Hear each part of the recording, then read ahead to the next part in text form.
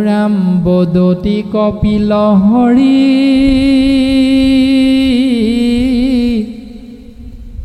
শুনা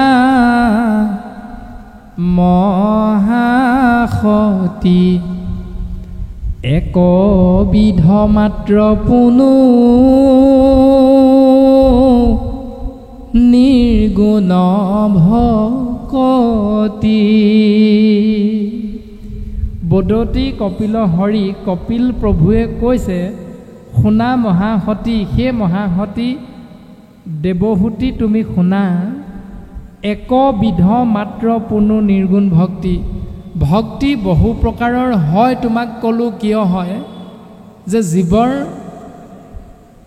ভাৱনা অনুসৰি ভক্তি বহু প্ৰকাৰৰ হয় কিন্তু প্ৰকৃততে ভক্তি বহু প্ৰকাৰৰ নহয় মা ভক্তি মাত্ৰ এবিধ যাৰ নাম হ'ল নিৰ্গুণ ভক্তি আৰু এই নিৰ্গুণ ভক্তিক পাবৰ বাবে আমি কিছু কিছু ভাৱনা এৰিব লাগিব সেই ভাৱনা সেই পথ সেই চিন্তা হ'ল জ্ঞান কৰ্মে তীৰ্থে ব্ৰতে নকৰিয়া মন সুদৃঢ় বিশ্বাসে লৈও মুহূৰ্ত শৰণ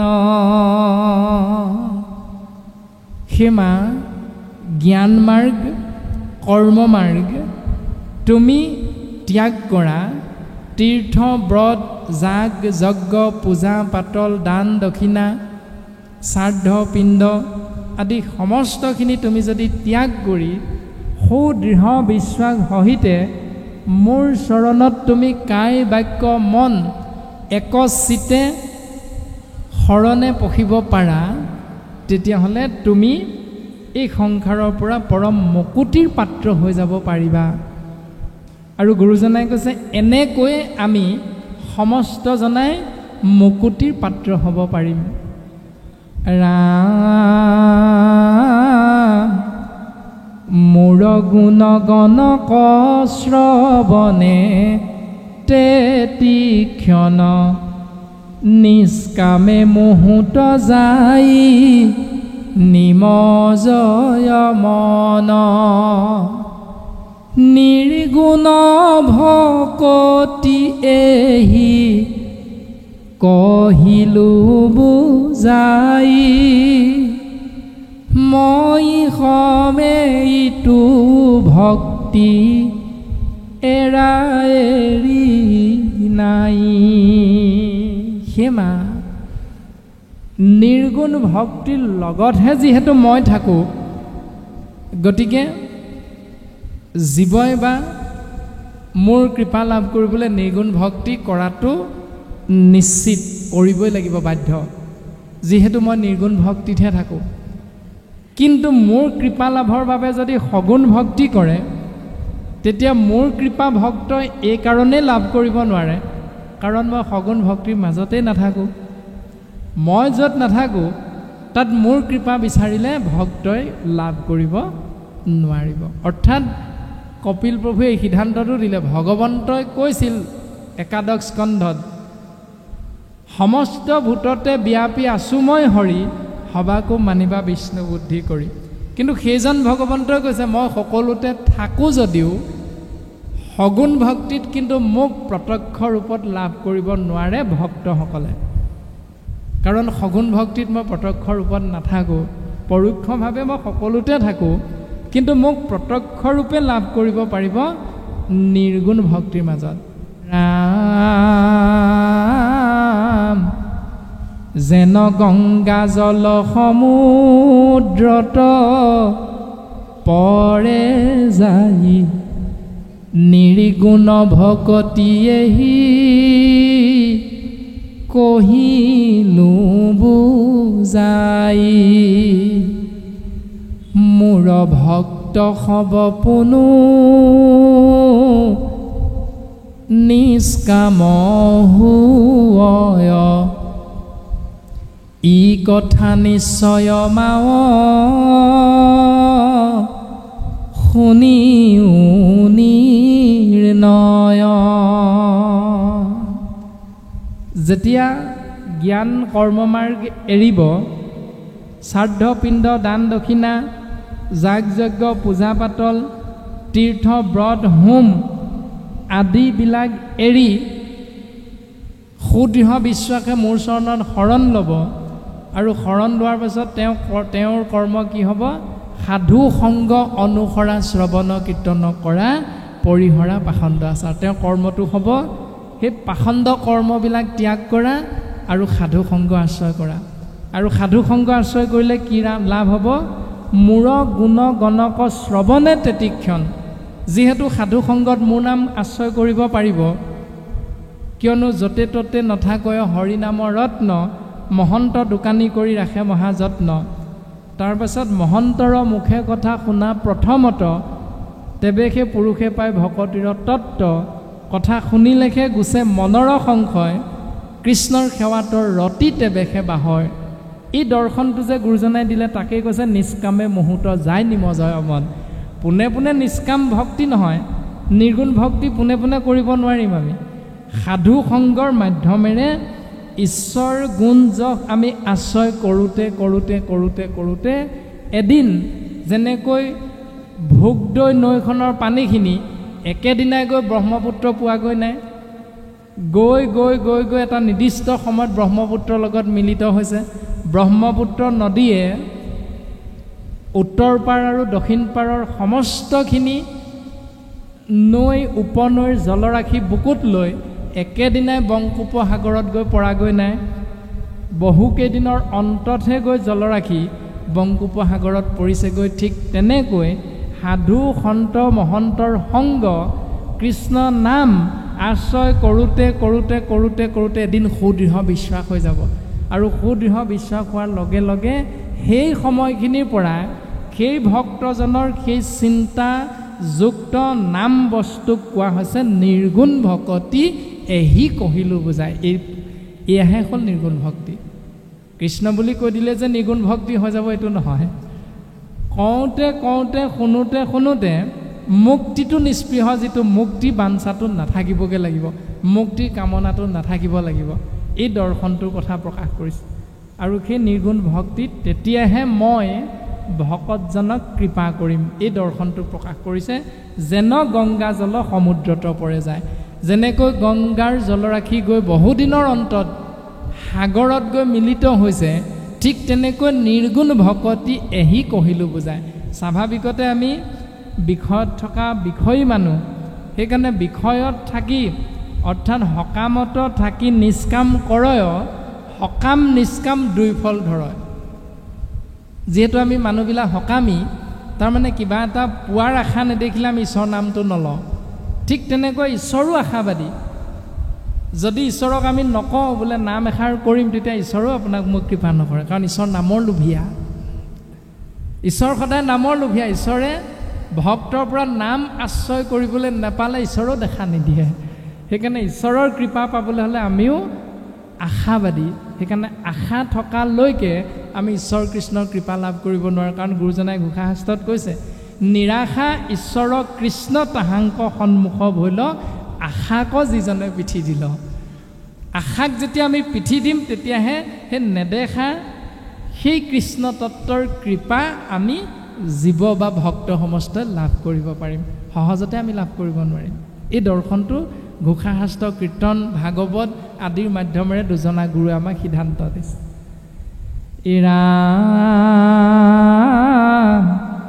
মোৰ ভক্ত হব পুনু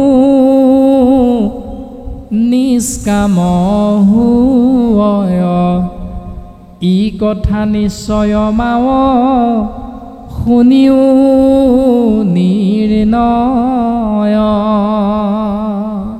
এনেকৈ এদিন মোৰ একান্ত ভকতসকল নিষ্কামী হৈ যায়।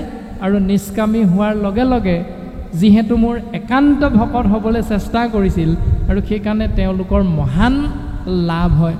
আৰু সেই লাভকেইটাৰ কথা প্ৰকাশ কৰিছে। ৰাম শালৈক সামীপ্য মূৰ, সাৰুইপ আৱৰ, সাজুৰ্য সহিতে মুখ, পাঞ্চৰুচি কৰ।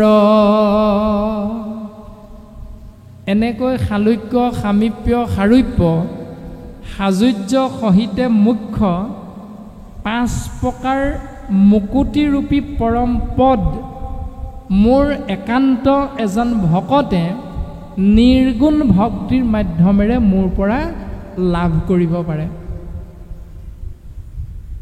কিন্তু যিজন মোৰ একান্ত ভকত, আৰু সেই একান্ত ভকতজনে কি কৰে জানানে মা? এই ৰাম মোৰ সেৱা বিনে আক কদাপি বৈষ্ণৱে মই যাচি দেও যদি তথাপি নলৱে। মোৰ একান্ত ভকতে মোৰ সেৱা কৰাৰ বিপৰীতে, মোৰ সেৱা কৰাৰ লগে লগে যিহেতু 5 প্ৰকাৰ সিদ্ধি লাভ হয়, সেই 5 প্ৰকাৰ পদৰূপী সিদ্ধি মই উপজাচি প্ৰদান কৰিলেও মোৰ একান্ত ভকতে সেইবিলাকক গৌণ হিচাপে আঁতৰাই ৰাখে, অৰ্থাৎ গ্ৰহণ নকৰে। মই যাচি দেওঁ যদি তথাপি নলয়। কিন্তু আমি কলিৰ মনুষ্যই কি কৰোঁ? আজি যিহেতু মাধৱ পুৰুষজনাৰ জন্মোৎসৱ, সেইকাৰণে প্ৰাথমিকৰ বা পাইসকলে বা গাঁৱৰ ৰাইজে আমি কি কৰিছোঁ, 50 টকা 100 টকামানকৈ আমি অৰিহণা তুলি আজি অনুষ্ঠান ভাগ ৰূপায়ণ কৰা হৈছে। কিন্তু অনুষ্ঠান ভাগিত যদি কোনোবা এজন বাপ, কোনোবা এঘৰ গৃহস্থী অনুষ্ঠান ভাগিলে আহিব নোৱাৰিলে, তেতিয়াহ'লে আমাৰ আহিব নোৱাৰা বাপজনৰ বাবে আইগৰাকী আমি কি বুলি কওঁ? হেৰি, আমাৰ বাপজন নাহিল, প্ৰসাদৰ ভাগ এটা তেওঁলৈ দিব দেই। আমি বাৰু এনেকৈ কওঁনে? প্ৰায় এনেকৈ কোৱা দেখা যায়। তেনে ক্ষেত্ৰত ভগৱন্তই 5 প্ৰকাৰ পদ আমাক দি দিলে আমি ল'ম নে নল'ম, তাতে উত্তৰটো আছে যে ঘৰত থকাজনৰ প্ৰতিও যেতিয়া নহাৰ বাবে প্ৰসাদৰ ভাগটো খুজি লওঁ, তেনেহেন ভক্তি কৰা বা পাই সমস্ত আমি ভগৱন্তই নিদিলেতো তেওঁক গালি পাৰোঁৱেই, আৰু উপজাচি দিলে যে আমি নলওঁ বুলি নকওঁ, আৰু লাগে বুলিহে ক'ম। এইটো আমি নিজক বুজিবলৈ চেষ্টা কৰিলে আমি প্ৰত্যেকে হয়তো বুজিব পাৰিম। ভাগৱতে কৈছে একান্ত ভকতে নিবিচাৰে, কিন্তু আমি বিচাৰিছোঁনে নাই বিচৰা, এইটো আমি প্ৰত্যেকে ভাবিলে উত্তৰটো লাভ কৰিব পাৰিম। ৰাম যদি বোলাতে বেটাৰা ভজে কি কাৰণ, ইহাৰ উত্তৰতে বে শুনায় কমন। ভকতিহে মাতা তা সম্বাৰ মহাফল, তাত বিনে আনসবে দেখে অকুশল। যদি বোলা তেবে তাৰা ভজে কি কাৰণ, যদি তেওঁলোকক উপজাচি দিলেও তেওঁলোকে নলয়, তেতিয়াহ'লে তেওঁলোকে তোমাক ভাবি থাকে কিয়? ইহাৰ উত্তৰত এবে শুনাই কমন, সেই মা দেৱহূতি ইয়াৰ উত্তৰটো তোমাক কওঁ শুনা। ভকতিহে মাতা তাসম্বাৰ মহাফল, তাত বিনে আনসবে দেখে অকুশল। তেওঁলোকে জানে যে ভক্তিয়ে মহান ফলদাতা স্বৰূপ, সেইকাৰণে ভক্তিৰ বাহিৰে বেলেগ এটা ফল তেওঁলোকে নিবিচাৰে। কাৰণ ভক্তিক আশ্ৰয় কৰিব পাৰিলে বিচৰাখিনি সকলো পায়, নিবিচৰাকেই পায়, বিচাৰিবলৈ প্ৰয়োজন নাই। এই কথাটো একান্ত ভকতে জানে, আৰু সেইকাৰণে তেওঁলোকে মোৰ নাম গুণ যগ শ্ৰৱণ কীৰ্তন মহাভক্তিক অধিক গুৰুত্ব আৰোপ কৰে। কিয়নো মা তুমি শুনা, মুক্তিপূৰ্ণ ভকতিৰ প্ৰাসংগিক কমাত্ৰ ভকতি কৰন্তে মুকুতিৰ হুৱে পাত্ৰ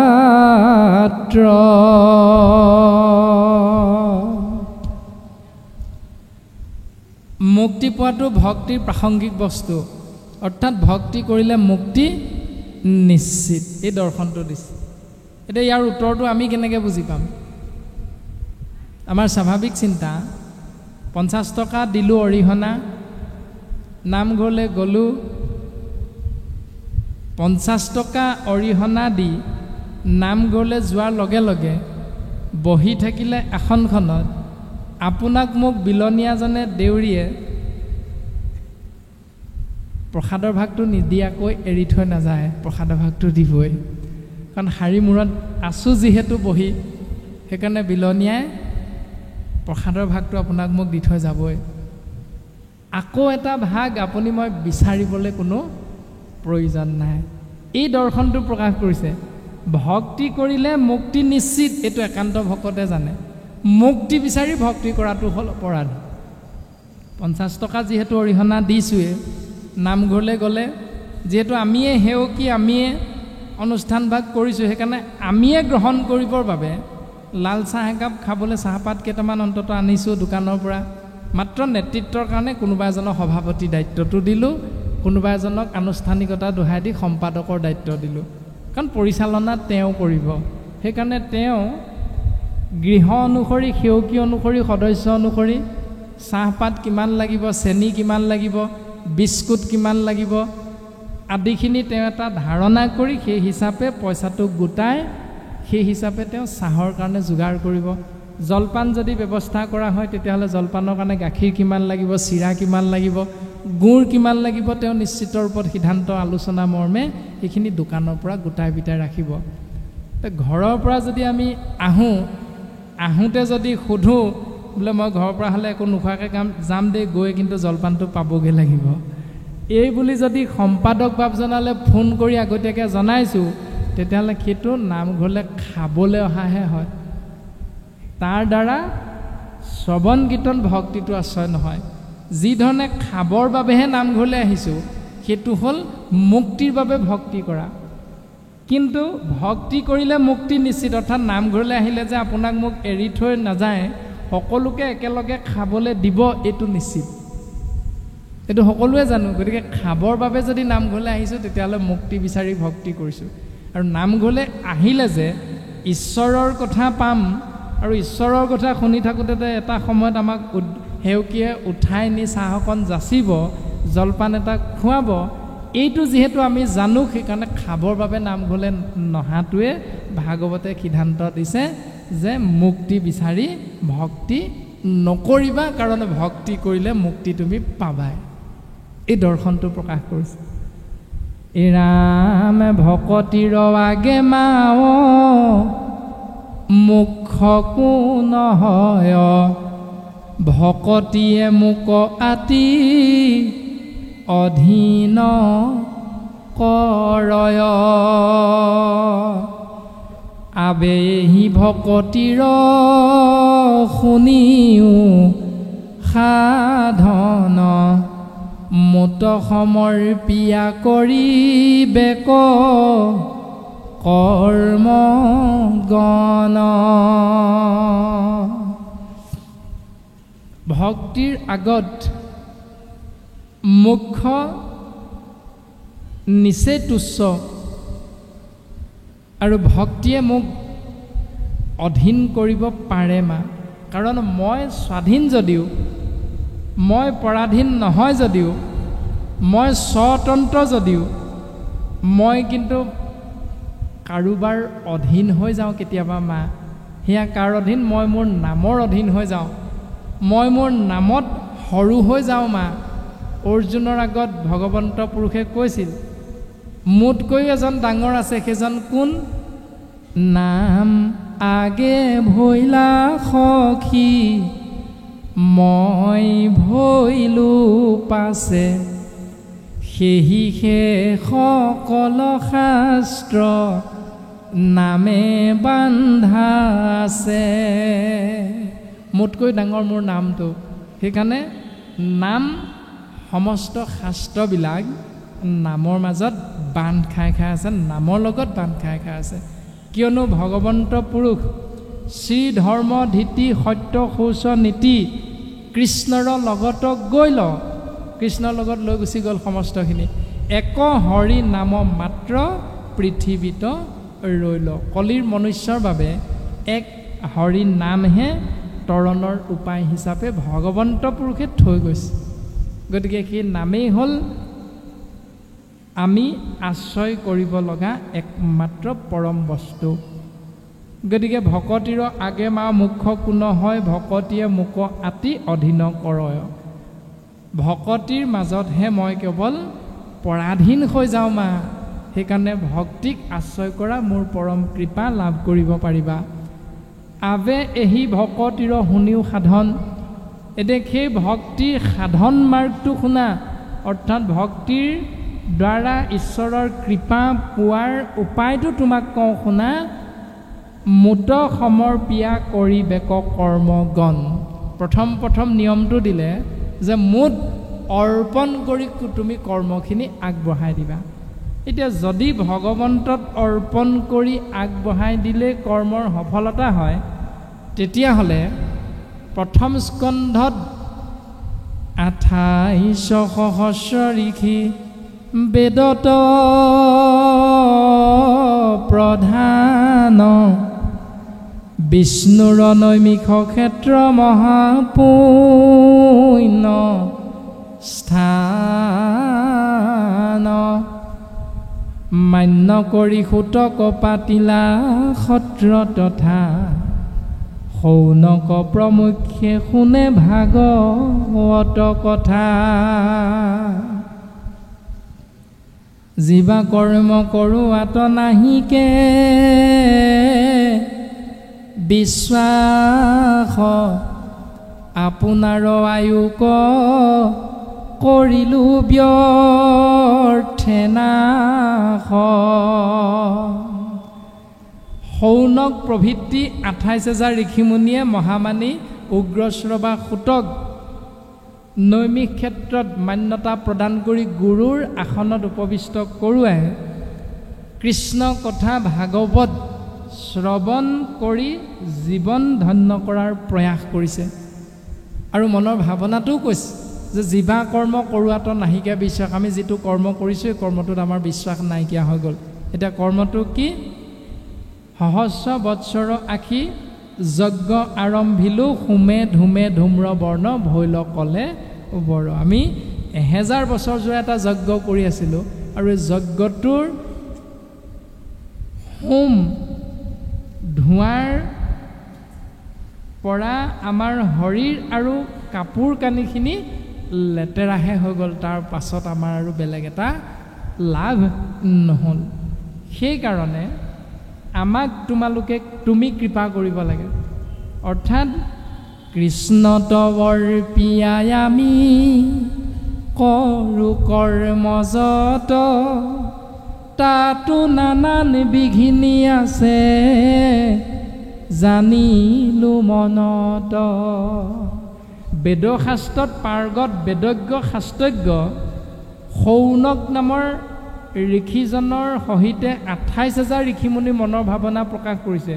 1000 বছৰ যজ্ঞ কৰিছিলোঁ, কিন্তু যজ্ঞটো কৃষ্ণত অৰ্পণ কৰিছিলোঁ।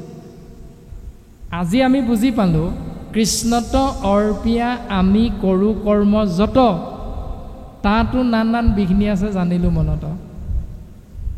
এতিয়া কপিল প্ৰভুৱে মাতৃ দেৱহূতিক কৈছে আবে এহি ভকতিৰ শুনিও সাধন, যে ভক্তিৰ সফলতাৰ বিষয়ে কওঁ শুনা, তেতিয়াহে ভক্তিয়ে সফলতা পায়। মুত সমৰ্পিয়া কৰিবেক কৰ্মগণ। তুমি যি কৰ্ম কৰিবা মুত অৰ্পণ কৰি কৰা। যদি মুত অৰ্পণ কৰিলেই ভক্তিয়ে পূৰ্ণাংগতা পায়, তেতিয়াহ'লে ঋষিমুনিসকলে কৰা কৰ্মটো সফল কিয় হ'ব নোৱাৰিলে? তাৰমানে কৃষ্ণত অৰ্পণ কৰিবলৈ বিচৰা কৰ্মটো কেৱল কৃষ্ণমুখীয়ে হ'ব লাগিব। অৰ্থাৎ আন দেৱৰে কৰে কেশৱ কসম জানিবা সাক্ষী সিজন পাতকী পৰম। আন দেৱতাৰ সৈতে কৃষ্ণক যদি সমান কৰা যায় তেতিয়াহ'লে সেইটো কৰ্মৰ বাবে সেই সেৱকজনক ভাগৱতে পাপী বুলি ককৰ্থনা কৰিছে। তাৰমানে বচনে কেৱল মাত্ৰ হৰিত শৰণ লয়, মুখেৰে 12 বাৰ শপত খাই কৃষ্ণৰ চৰণত শৰণ ল'লে, চিত্তে আন দেৱক ভজয়, চিত্ৰৰ দ্বাৰা আন দেৱতাক ভজনা কৰা যায়। অৰ্থাৎ দেউতাকজন শহুৰ দেউতাজন নামঘৰীয়া বা নামাচাৰ্য। এতিয়া বোৱাৰীগৰাকীয়ে ল'ৰা দুটা সহিতে ক'লৈ গ'ল? দুৰ্গা পূজালৈ গ'ল। কিয় গ'ল? সেৱা কৰিবলৈ নাই যোৱা নহয়, মই পূজালৈহে গৈছোঁ ল'ৰাকেইটাক দেখুৱাবলৈ। এতিয়া সেইখিনিতে বীতি কৰ্মটো ঘটিলে। তাৰমানে পৰীক্ষিতে যেতিয়া কলিক লগ পাইছিল, কলিয়ে থাকিবলৈ ঠাই বিচাৰিছিল। তাৰ অৰ্থ এইটো নহয় যে কলি আগত নাছিল, কলি আগৰ পৰা আছিল। কিন্তু কলিয়ে থাকিবলৈ বিচৰা ঠাইকেইডোখৰ পৰীক্ষিতে মনত পেলাই দিছে কলিক। তই আগতে ক'ত আছিল? তই আগতে ক'ত আছিলি? দৰ্শনটো দিছে প্ৰথম স্কন্ধতে, নৃপতি বুলন্ত কলি দিলো তোক স্থান, জৈত খেলে যোৱা পাশা কৰে মদ্য পান। অৰ্থাৎ অসুৰবিলাকে মদ পান কৰে, সেৱন কৰে, সুৰা পান কৰে, সেইকাৰণে অসুৰৰ মাজত মৰা কটা হৈ থাকে, মানে তাত কলি থাকে। তই আগত তাতেই আছিলি। তাৰপাছত জৈত খেলে যোৱা পাশা, যুধিষ্ঠিৰে অৰ্থাৎ পঞ্চপাণ্ডৱ আৰু কৌৰৱৰ মাজত যোৱা হৈছিল, পাশা খেল হৈছিল। সেইকাৰণে তই আগতে তাত আছিলি, তাত থাকি তই খেলি মেলি লগাই আছিলি। গতিকে এতিয়া মোৰ ৰাজত্বৰ সময় আহিল বুলি তই আকৌ য'তে ত'তে থাকিবলৈ নাপাওঁ, তই সেই আগৰ জেগা কেইডোখৰতহে থাকিবলৈ ভাবি। এই বুলি পৰীক্ষিতে কলিক মাত্ৰ সোঁৱৰাই দিছিল। আৰু বৰ্তমানো আমাক সেই দৰ্শনখিনিকে কৈ আছে যে মুত সমৰ্পিয়া কৰিবেক কৰ্মগণ, অৰ্থাৎ মুত অৰ্পণ কৰি কৰিবা যদিও মনত ৰাখিবা এই ৰাম কৃষ্ণৰ চৰিত্ৰ পৰম অমৃত, আতপৰে নাহি আন কোটি কোটি তীৰ্থ তপ জপ যজ্ঞ, সবেও নহি সমান। তুমি যদি যজ্ঞটো কৰা মুত অৰ্পণ কৰি কৰিলেও নহ'ব, কাৰণ সেইটো মই কৰিবলৈ কোৱা কৰ্ম নহয়। তুমি যদি পূজা পাতল কৰা কৰিব পাৰা, সেইটো তোমাৰ চিন্তা। কিন্তু তুমি ভকত হোৱাৰ কাৰণে পূজা পাতল মোৰ নামটো লৈ কৰিবা, সেইকাৰণে তুমি কৰিব পাৰা পূজা পাতল, কিন্তু সেইটো মই কৰিবলৈ কোৱা মোৰ কৰ্ম নহয়। সেইকাৰণে তুমি মই কৰিবলৈ কৰা মোৰ কৰ্ম নহয় কাৰণে তুমি মোৰ নামটো লৈ কৰিলে তাত কিন্তু পাব লগা সফলতাখিনি তুমি লাভ কৰিব নোৱাৰিবা। এই দৰ্শনখিনি আমি বিশ্লেষণ কৰিলে এনেধৰণে পাওঁ, কিন্তু বিশ্লেষণ নকৰাৰ কাৰণে আমাৰ প্ৰায় তেনেকুৱা হয় যে ভাগৱতত কৃষ্ণ নাম ল'বলৈ গৈছে, লৈছোঁ আৰু ক'ত বোলে শিৱ মন্দিৰত সোমাই গৈছোঁ, ক'ব লাগে ওম নমঃ শিৱায়, আৰু আমি কৈ দিলোঁ কৃষ্ণ বুলি। এতিয়া অপৰাধটো সেইখিনিতে লাগি আছে। যাৰ যিটো নাম সেই নামেৰে তুমি তেওঁক মাতি থাকা, অপৰাধ নাই নহয়। আমাৰ নামটো হ'ল প্ৰাণজিত। আপোনালোকে যদি প্ৰাঞ্জল প্ৰাঞ্জল বুলি মাতি থাকে, প্ৰাঞ্জল আমাৰ লগত অহা বাপজনৰ নামহে, প্ৰাঞ্জল প্ৰতিম বৰা। আমি এবাৰো নামাতোঁ। আমালৈ চাই থাকিব পাৰে আপোনালোকে, বোলে প্ৰাঞ্জল বাপ এইটো প্ৰশ্ন উত্তৰ দিয়কচোন। এনেকৈ যদি কোনোবা এজনে প্ৰশ্ন আমাৰ ফালে চাই কৈ থাকে, নাম কাঢ়ি কাঢ়ি প্ৰাঞ্জল বাপ উত্তৰ, এই প্ৰশ্নটো জনা নাই কৈ দিয়কচোন, সেইবুলি ক'ব পাৰে, তেতিয়া আমি এবাৰ হ'লেও শুধৰাই দিম যে আমাৰ নামটো প্ৰাঞ্জল নহয়, প্ৰাণজিত। যদি প্ৰাঞ্জলৰ পৰা উত্তৰ লাগে তেতিয়াহ'লে তেওঁহে দিব, আমি দিব নোৱাৰিম। আৰু যদি প্ৰাণজিতৰ পৰা উত্তৰটো বিচাৰিছে তেতিয়া আমি উত্তৰটো দিম। এতিয়া আপুনি কওক উত্তৰটো কাৰ পৰা লাগে। তেতিয়া আপুনি কি ক'ব? বোলে হয় বাপ, আপোনাৰ নামটো প্ৰাণজিতে আছিল, আমাৰ ভুলবশত প্ৰাঞ্জল হৈ গ'ল, গতিকে এইবাৰৰ বাবে আপুনি ক্ষমা দিব, উত্তৰটো কিন্তু কৈ থৈ যাওক। এই বুলি ক'লে সেইজনে উত্তৰ দিব নিদিব সেই সময়ত সেইজনেহে চিন্তা কৰিব, কিন্তু দিম বুলি কৈ দিব নোৱাৰে। দিব নিদিব সেইজনৰ ওপৰত নিৰ্ভৰ কৰিব। আৰু কপিল প্ৰভুৱেও মাতৃ দেৱহূতিৰ আগত এই কথাটোকে কৈ আছে, মোৰ নাম ল'ব পাৰা, কিন্তু ললা বুলিয়ে যে মই তোমাক কৃপা কৰি দিম এইটো নহয়। অনাচাৰ কৰি মোৰ অপৰাধী নহি, অনাচাৰ কৰাজন মোৰ অপৰাধী নহয়, আন দেৱ পূজে যিটো সিটো মোৰ দ্ৰোহী বুলি কৈছে। মোৰ ব্যতিৰেকে অন্য দেৱতাৰ যদি চৰণ চিন্তা কৰা তেতিয়াহ'লে তেওঁ চূড়ান্ত পাপী বুলি কৈছে। কিন্তু তুমি কেতিয়াবা কেতিয়াবা অনাচাৰ কৰিব পাৰা, যেনেকৈ প্ৰাণজিৎ নামটোৰ ঠাইত প্ৰাঞ্জল বুলি কৈ সেৱাভাগ ধৰিলে হৈ যাব পাৰে, নামটো পাহৰি যাব পাৰোঁ, তে ইয়াত কোনো কথা নাই।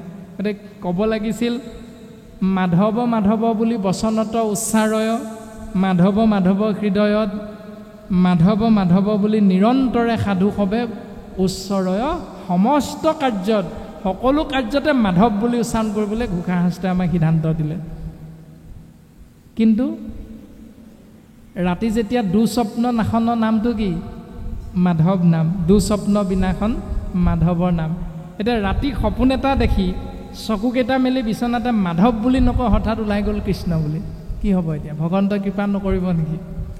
চিন্তা কৰিব লাগে সেইটো। হয়, নামঘোষাত কৈছে যে বেয়া সপোনটোৰ পৰা পুনৰ সুস্থিৰ অৱস্থালৈ উভতি আহিবৰ বাবে মাধৱ বুলি যদি কৈ দিয়া তেতিয়াহ'লে সেই নামে তোমাক সেই মুহূৰ্তত ক্ৰিয়া কৰিব আৰু কৃপা কৰিব।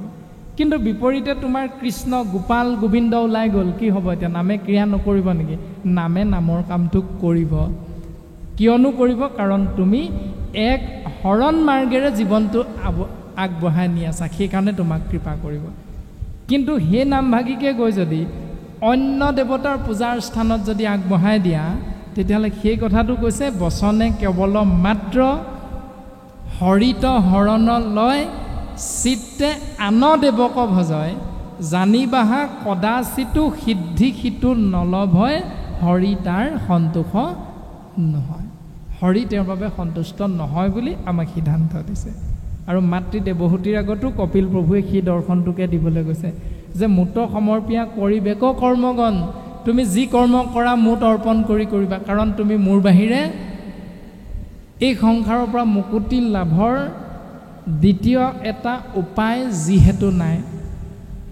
তাৰ উত্তৰ মহাদেৱ শিৱই দি থৈ গৈছে, মই হৰ ব্ৰহ্মা ইন্দ্ৰ আনো যত দেৱগণ, মুখক দিবাক নপাৰোহো একোজন, তাম্ৰ কাষ প্ৰতিমায়ে কিবা গতি দিব, কলিত মলিন লোকে ইহাংকে পুজিব।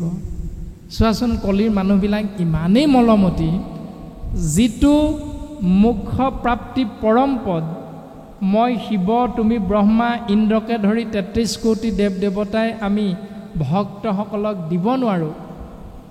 তেনে ক্ষেত্ৰত আমাৰে একোটা একোটা মূৰ্তি যদি সোণ, ৰূপ, তাম, কাঁহ, পিতল আদি ধাতুবিলাকে নিৰ্মাণ কৰি ধূপ ধূনা চাকি বন্তি জ্বলাই সেৱা কৰি থাকে, তেতিয়াহ'লে আমাৰ মূৰ্তিবিলাকে কি দিব সিহঁতক? তথাপিতো কলিত মলিন লোকে ইহাংকে পুজিব। কলিৰ মলমতি মনুষ্যবিলাকে কিন্তু এইটো পথকে আশ্ৰয় কৰি কৰি জীৱন যাপন কৰি থাকিবলৈ বৰ বেয়া নাপাব। এতিয়া সেইটোৱে হৈ আছে আমাৰ সংসাৰত। ৰাম ভকত প্ৰতিমা মূৰ দুই অধিষ্ঠান, দুই কুপূজা দৰ্শনে কৰিবে আতি মান।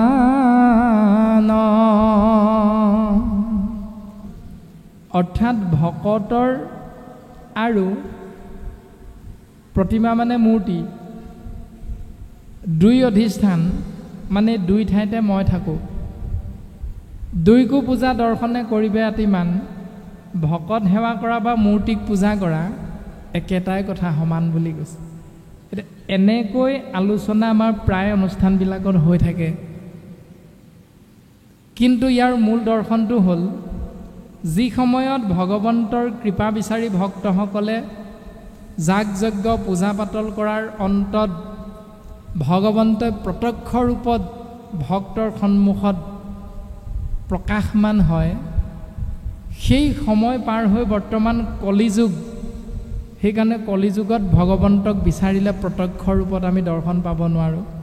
যিধৰণে প্ৰহ্লাদ ভক্তৰ বাক্য ৰাখি ভগৱন্তই নৃসিংহ ৰূপত স্তম্ভতে বেকত হ'বলৈ বাধ্য হৈ গৈছিল, বসুমতীৰ স্তুতিত সন্তুষ্ট হৈ ভগৱন্তই বৰাহ ৰূপ ধাৰণ কৰি দুষ্টক দমন সন্তক পালন কৰিছিল, কিন্তু আমাৰ হাজাৰ বিপদ হ'লেও পিতৃ মাতৃ পৰলোকগামী হ'লেও ফুল কোমলীয়াটি সন্তান পানীত পৰি মৰিলেও দুৰ্ঘটনাগ্ৰস্ত হৈ 15 বছৰীয়া অতি মৰমৰ শিশুটি পৰলোকগামী হ'ল বুলিয়ে নামঘৰৰ সপ্তখলপীয়া সিংহাসনৰ সন্মুখত বা ঢেকীয়াখোৱা নামঘৰ বা বৰপেটা কীৰ্তন ঘৰ বা আঠখেলীয়া নামঘৰৰ মজিয়াত গৈ টাইলছত কপালখন খুন্দিয়াই তেজ উলিয়াই আপুনি মই ভগৱানক বিচাৰিলোঁ, ভগৱন্তত তেনেকৈ আজি আৰু সন্মুখত দেখা নিদিয়ে।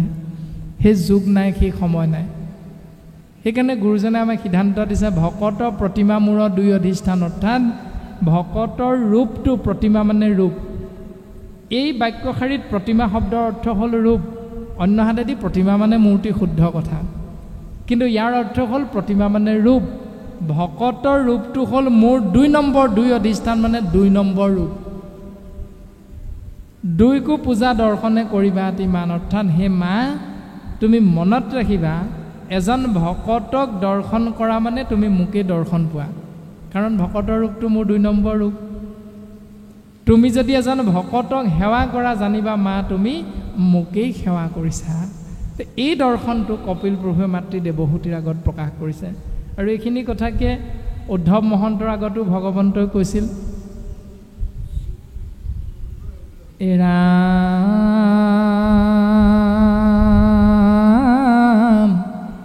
দেৱতু তীৰ্থটো কৰি ভকতে সেবৰ, ভকতক ভজিলে গুচয় কৰ্মজৰ।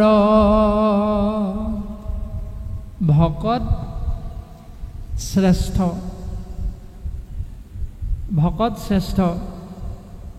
ভগৱন্ত পুৰুষে উদ্ধৱৰ আগত সিদ্ধান্ত দি থৈ গ'ল। কিয় ভকত শ্ৰেষ্ঠ?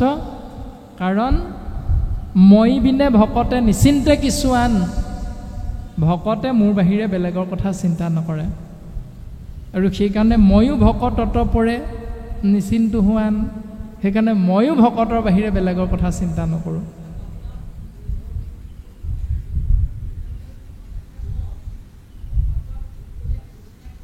হয়, কৃষ্ণ কৰ্মজৰ বাপজনাৰ চৰণ কমলত সেৱা নিবেদন কৰা হৈছে।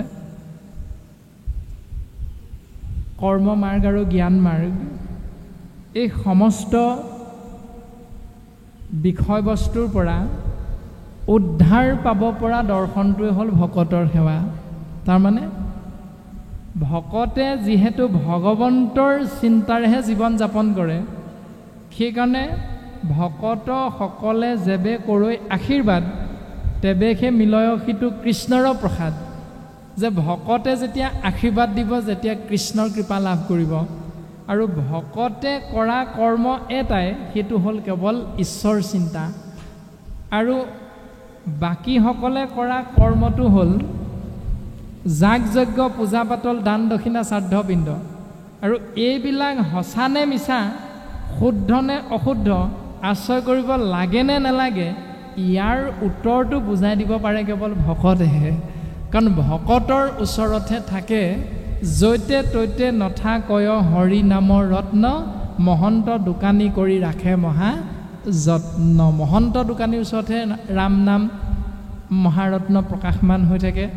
আৰু সেইকাৰণে মহন্ত দোকানীজনৰ নাম হ'ল গুৰুৰো গুৰু পৰম গুৰু শ্ৰীমন্ত শংকৰদেৱ। তাৰ দৰ্শনটো হ'ল এনেধৰণৰ যে দেৱতত্ত্ব এই সংসাৰলৈ আহিল, দুষ্টক দমন সন্তক পালন, দুষ্কৃতি বিনাশ সংস্কৃতি ৰক্ষা, ধৰ্মক অধৰ্মক বিনাশ কৰি ধৰ্মক পুনৰ সংস্থাপন কৰা। এই 3টা কামৰ বাবে দেৱতত্ত্বই 24 বাৰ অৱতাৰ ধাৰণ কৰিছে। আৰু অৱতাৰ ধাৰণ কৰি তেওঁ লীলা সম্বৰণ কৰি পুনৰ তেওঁ স্বধাম বৈকুণ্ঠলৈ গুচি যায়।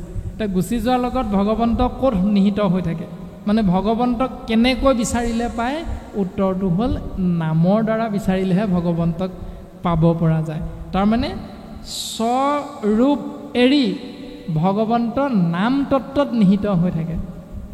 আৰু দেৱতত্ত্ব এনেকৈ স্বধাম বৈকুণ্ঠলৈ গৈ নাম তত্ত্বত নিহিত হয় আৰু নাম তত্ত্ব যিহেতু য'তে ত'তে নাথাকে নিৰ্দিষ্ট স্থানতহে নাম তত্ত্ব থাকে সেই নিৰ্দিষ্ট স্থানৰ নাম হ'ল মহন্ত দোকানী আৰু সেই মহন্ত দোকানী স্বৰূপ মাধৱ গুৰুজনাই ক'লে হৰি ভক্তি দান দিয়া জগতক তাৰিলা সংসাৰ সিন্ধু হেনয় কৃপালু শংকৰ বিনাই নাহি নাহি আন বন্ধু হৰি ভকতিৰ পাতি লন্ত সাত শংকৰে জগত জুৰি ৰাম নাম মহাৰত্ন বেখায়া জগতে চলয় বৈকুণ্ঠপুৰী মুকুতিৰ পাত্ৰ কেৱল ৰাম নাম আশ্ৰয় কৰিলেহে হ'ব পাৰিবা আৰু সেই ৰাম নাম য'তে ত'তে নাপায় কিয়নো ভাৰতৰ হাততো আছে অনেক দোকানী নিচিনি কিনিলে পুনো মিলাইবে বিঘিনী গতিকে গুৰুজনাই এখন বজাৰ পাতিলে সেই বজাৰখনৰ নাম হ'ল ভকতিৰ বজাৰ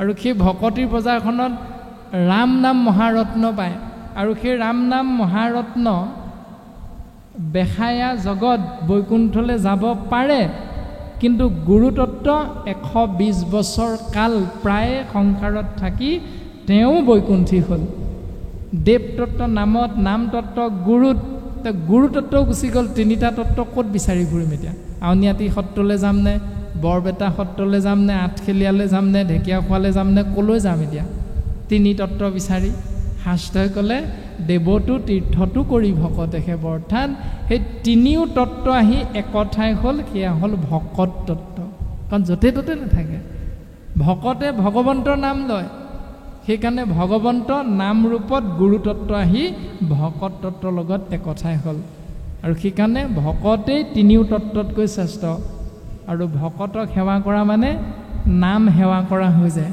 ভকতক সেৱা কৰা মানে গুৰু সেৱা কৰা হৈ যায় ভকতক সেৱা কৰা মানে দেৱ সেৱা কৰা হৈ যায় গতিকে গুৰু দেৱ নাম এই তিনিও সেৱাৰ বিপৰীত যিবিলাক চিন্তাৰে আমি জীৱনটো আগবঢ়াই থাকোঁ সেইখিনি কৰ্মৰ কথাকে কোৱা হৈছে বাপে সোধা প্ৰশ্নটোৰ উত্তৰ যে ভকতক ভজিলে গুচয় কৰ্মজৰ গুচয় মানে নাইকিয়া হৈ যায় তাৰমানে তোমাৰ যি সংশয় আছিল সেই সংশয়খিনি যেটো কৰিম নে নকৰিম এইটো কৰিলে মোৰ কি কি লাভ হ'ব কি কি লোকচান হ'ব আদি যিখিনি ভাৱনা আছিল সেই ভাৱনাখিনি ভকতৰ সংগ লোৱাৰ লগে লগে তুমি কৰিব লগা বিষয়বস্তুটোৰ বিষয়ে তুমি বিশদভাৱে জ্ঞান লাভ হ'ব এই দৰ্শনটো কেৱল ভকতৰ মাধ্যমেৰেহে জীৱৰ লাভ হয় এইখিনি কথাহে কোৱা হৈছে প্ৰভু